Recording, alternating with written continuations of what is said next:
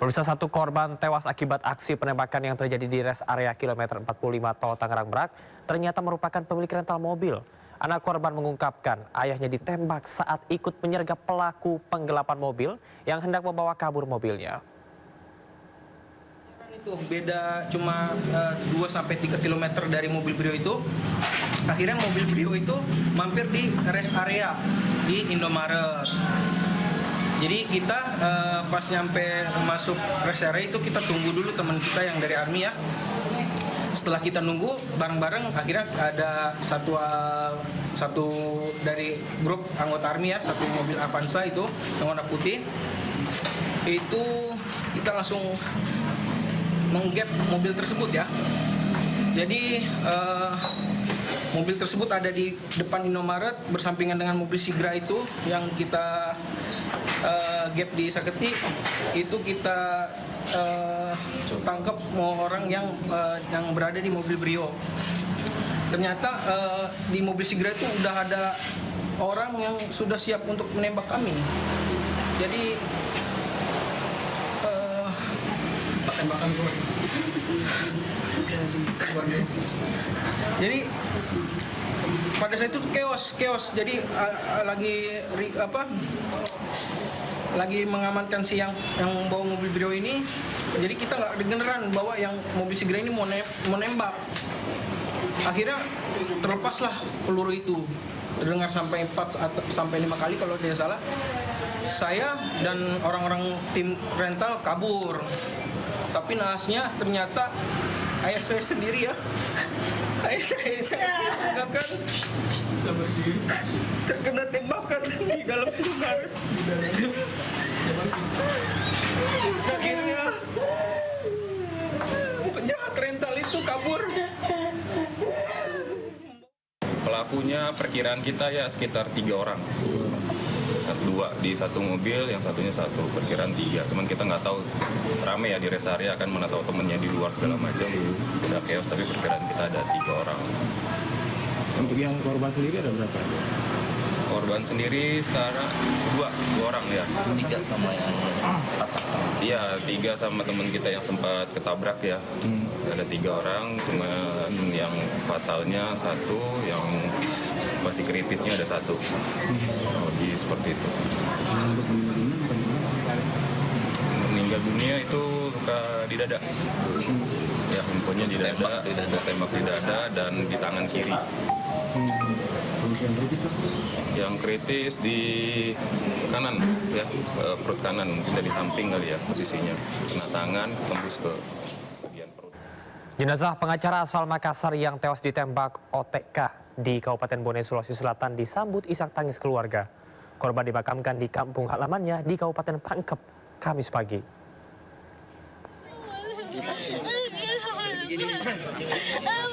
Ya pandu. Isak tangis menyambut kedatangan jenazah pengacara yang meninggal ditembak orang tak dikenal. Istri korban tak kuasa menahan tangis menyambut jenazah suaminya. Korban dimakamkan di kampung halaman istrinya di Kabupaten Pangkep, Sulawesi Selatan. Keluarga dan kerabat juga tak kuasa menahan air mata menyaksikan jenazah almarhum yang sudah terbujur kaku diturunkan ke liang lahat. Pengacara asal kota Makassar ini meregang nyawa setelah ditembaki oleh orang tak dikenal saat tengah makan malam pada perayaan Tahun Baru di rumah keluarganya. Pemakaman almarhum pengacara yang ditembak di Bone. Kami dari pihak pengamanan, alhamdulillah kami perintahkan kepada anggota saya untuk menyambut kedatangan almarhum, tepatnya di Dusun Soreang, Galung Boko, Desa Ka'bah, Kecamatan Minasatene. Sebelumnya korban sempat dilarikan ke rumah sakit, namun sayang nyawanya tak tertolong. Belum diketahui secara pasti apa motif pelaku OTK tega membunuh korban. Namun diketahui korban tengah menangani kasus sengketa tanah di Kabupaten Bone. Dari Kabupaten Pangkep, Sulawesi Selatan, Udin Syahrudin, iNews melaporkan.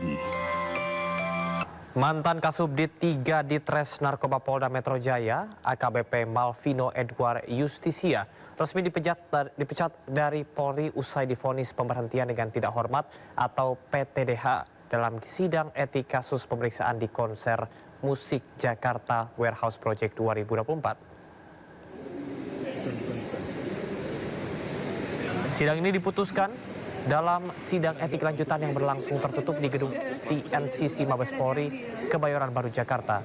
Hasil ini menyusul vonis yang sama yang dijatuhkan kepada 2 anggotanya Polri lainnya. Salah satunya adalah mantan Dires Narkoba Polda Metro Jaya, Kombes Donald Parlaungan Simanjuntak pada 31 Desember lalu. Atas putusan tersebut, AKBP Malvino menyatakan banding. Pada saat menjabat sebagai Kasubdit Ditres Narkoba Polda Metro Jaya telah mengamankan konser DWP 2024 terdiri dari warga negara asing maupun warga negara Indonesia yang diduga melakukan penyalahgunaan narkoba. Namun, pada saat pemeriksaan terhadap orang yang diamankan tersebut telah melakukan permintaan uang sebagai imbalan dalam pembebasan atau pelepasannya.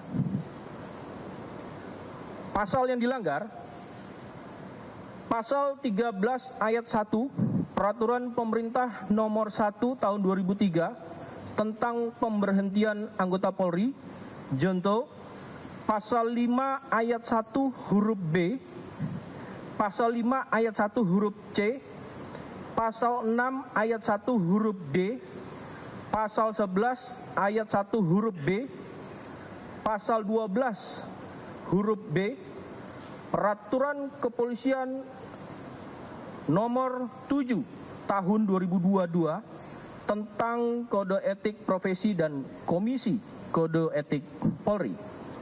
Adapun hasil daripada putusan sidang KKEP, pertama adalah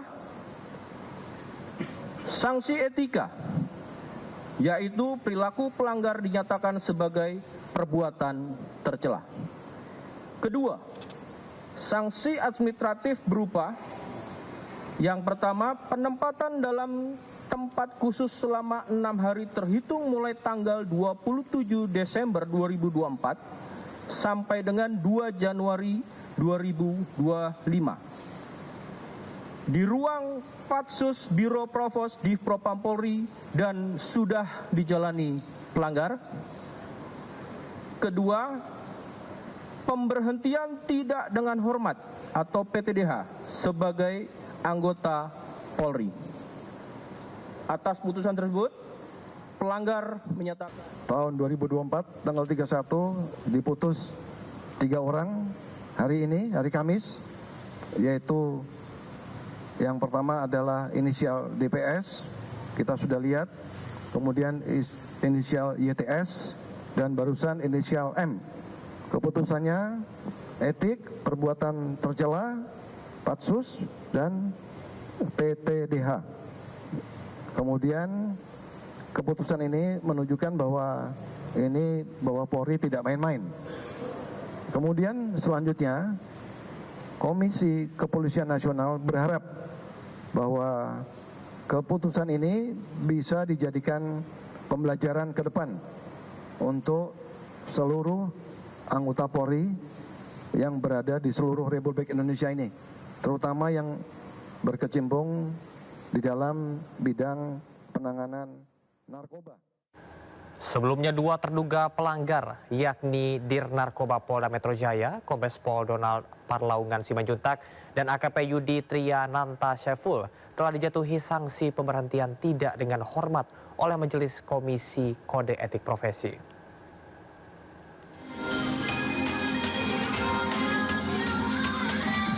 2 oknum polisi diberhentikan dengan tidak hormat butut kasus dugaan pemerasan terhadap warga negara Malaysia di Festival Musik Jakarta Warehouse Project atau DWP di Jakarta.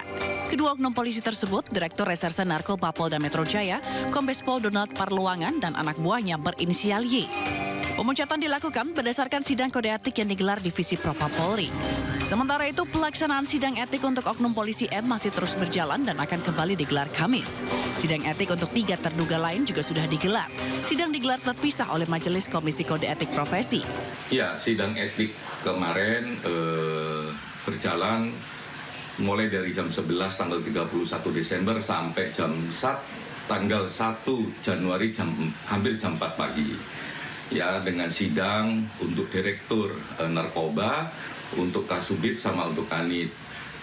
Direktur sama Kanitnya sudah diputus PTDH dan mereka mengajukan banding. Ya, untuk Kasubdit masih diskors. Dilanjutkan besok pada hari Kamis. Sebelumnya ramai di media sosial unggahan sejumlah warga negara Malaysia yang menyebut diperas oleh sejumlah oknum polisi. Korban mengatakan dipaksa tes urin. Mereka juga diminta menunjukkan paspor dan membayar sejumlah uang meskipun hasil tes narkoba negatif. Total kerugian akibat pemerasan mencapai 9 juta ringgit Malaysia atau setara 32 miliar rupiah. Atas kejadian ini, penyelenggara DWP Ismaya Live mengeluarkan pernyataan resmi melalui akun Instagram mereka. DWP menyesalkan kejadian yang dialami sejumlah pengunjung dan menegaskan bahwa pihaknya berkomitmen untuk mendukung penyelidikan kasus ini. Kasus pemerasan penonton asal Malaysia dalam konser DWP mencuat setelah cuitan warga Malaysia di media sosial viral. Belasan anggota polisi yang bertugas dalam pengamanan konser tersebut diperiksa oleh Propam.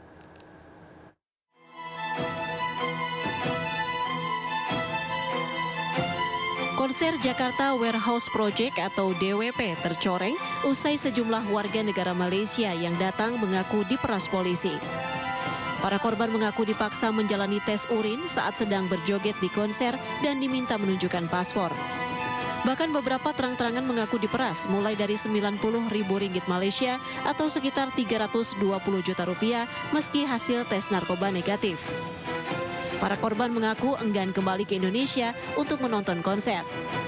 Usai viral, Divisi Propam Polri menangkap 18 anggota polisi mulai dari anggota Polsek, Polres hingga Polda. Diamankan sebanyak 18 personil, terdiri dari personil Polda Metro Jaya, Polres Metro Jakarta Pusat, dan Polsek Metro Kemayoran. Total kerugian akibat pemerasan ini diperkirakan mencapai 9 juta ringgit Malaysia atau setara 32 miliar rupiah. Penyelenggara DWP Ismaya Live mengeluarkan pernyataan resmi melalui akun Instagram mereka. DWP menyesalkan kejadian yang dialami sejumlah pengunjung dan menegaskan tetap berkomitmen untuk mendukung penyelidikan kasus ini. Pemirsa, PT KAI Daob 1 Jakarta memprediksi puncak arus balik dalam momen libur Natal dan Tahun Baru akan terjadi pada hari ini.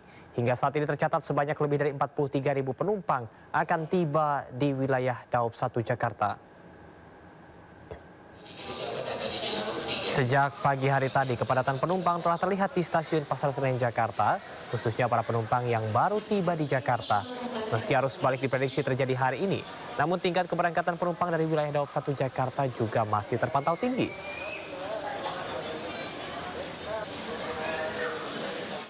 Ya pemirsa, pada pantauan kami di Stasiun Pasar Senen Jakarta untuk masa periode arus balik libur Natal dan juga Tahun Baru 2024-2025. Informasi yang kami dapatkan dari Humas PT Kereta Api Indonesia, yakni Iksvan Henry Wintoko, yang menyampaikan untuk puncak atau prediksi arus balik pada libur Natal dan juga Tahun Baru 2024-2025 ini diprediksi pada 1 sampai dengan 5 Januari 2025. Kemudian alasan para penumpang menggunakan moda transportasi kereta api untuk melaksanakan perjalanannya.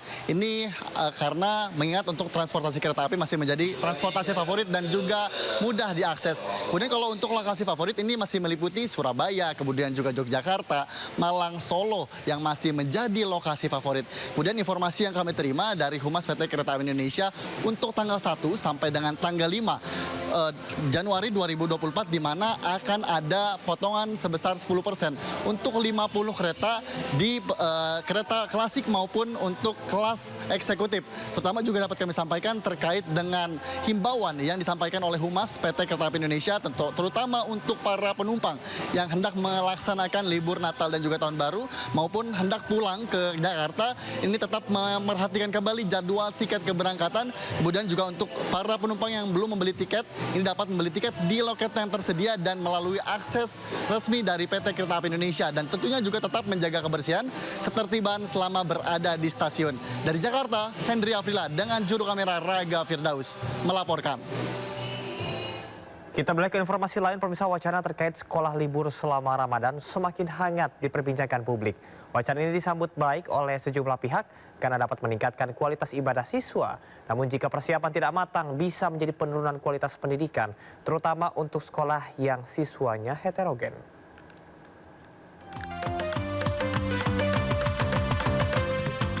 Wacana meliburkan sekolah selama Ramadan kembali menjadi perbincangan hangat di tengah masyarakat. Gagasan ini mengemuka seiring dengan upaya memberikan ruang bagi siswa beragama Islam untuk meningkatkan kualitas ibadah puasa selama bulan suci. Menteri Agama Nazaruddin Umar mengatakan, harapan agar libur atau tidak libur, ibadahnya berkualitas dan menjadikan Ramadan sebagai bulan konsentrasi bagi umat Islam untuk meningkatkan kemanfaatan hidupnya. Itu yang paling penting ya. Ramadan itu adalah konsentrasi bagi umat Islam ya. Dan yang non-muslim itu mari kita saling menghargai. Nah, Ramadan kali ini kita berobsesi akan menjadi Ramadan yang berkualitas. Bagaimana membuat Ramadan berkualitas ya? Mulai dari anak kecil sampai dewasa itu kita berikan respektif terhadap bulan suci Ramadan itu. Oke, saya kira gitu. Merespon wacana tersebut, Ketua Pimpinan Pusat Muhammadiyah yang juga Wakil Ketua Umum Majelis Ulama Indonesia Anwar Abbas menyambut gembira agar anak-anak tahu bulan puasa itu adalah bulan suci yang dihormati. Tetapi bukan berarti anak-anak tidak belajar dan tidak akan mendapatkan pendidikan. Menurut Anwar Abbas, selama sekolah diliburkan saat bulan Ramadan, anak-anak bisa mendapatkan pendidikan di rumah. Untuk itu, ia menilai pihak sekolah harus aktif melalui medium digital, memberikan arahan dan penilaian terhadap siswa. Dengan kata lain, pendidikan siswa selama libur Ramadan tempatnya berpindah dari sekolah ke rumah dan ke tengah-tengah masyarakat. Kalau saya sih lebih memandang buat saja pilihan-pilihan kepada sekolah, yang penting tujuannya disampaikan. Tujuannya apa? Supaya anak bisa beribadah dengan lebih baik. Hayu kalau gitu, misalnya yang ternyata komite sekolah memandang atau harus sekolah memandang, oh terlalu banyak nih yang orang tuanya yang bekerja, jadi nggak ada yang ngawasin juga di rumah gitu kan.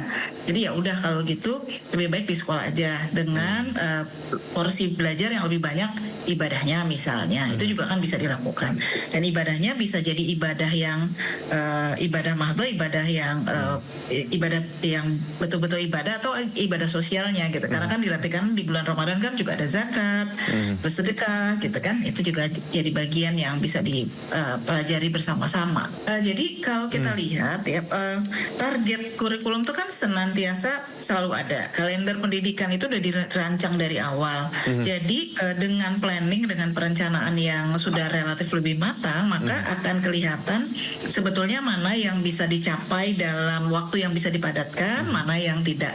Jadi sebenarnya kalau dikatakan tadi kompensasi waktunya bisa diatur sih di situ.